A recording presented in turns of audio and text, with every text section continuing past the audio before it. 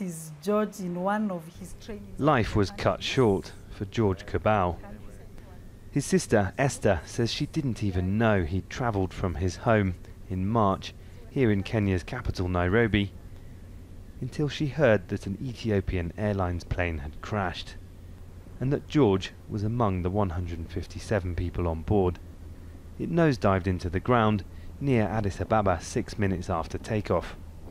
Investigations are ongoing, but Boeing's anti-stall software, known as MCAS, has been widely blamed.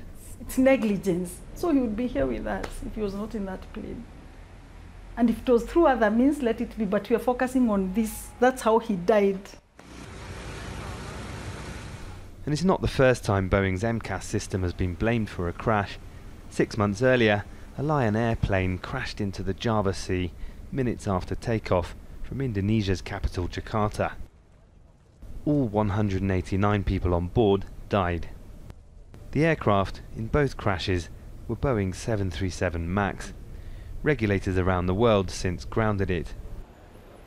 Airlines often face litigation after air disasters. Manufacturers often try and blame the pilots, and the airlines often try and blame the manufacturers for a technical fault. But following the Ethiopian Airlines crash, the second of two similar accidents, lawyers representing the families of those on board say they have a strong and unprecedented case against Boeing. What Boeing did wrong, that will be done. NOMAAN Husain's representing 12 families, including Esther's. They're among many more who filed suits against Boeing in the US. In the 20 years that I've been working on airline litigation cases, I've never seen a case like this. And in this particular case, it's clear that Boeing put profit over safety and decided to ignore all of the red flags, all of the warnings that were occurring that it had, and continued to market, sell, and deliver this dangerous product. Boeing says it's supporting investigations, but doesn't comment on lawsuits. It's the world's largest aircraft manufacturer and one of America's largest companies.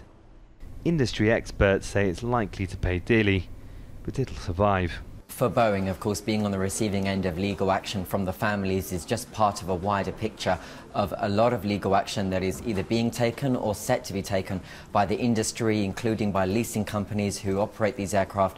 And while this will be a very significant hit in the aircraft manufacturer's lifetime, the aircraft will go on to fly. Investigations and court cases are expected to last months. Victims' families say they want to see Boeing held to account.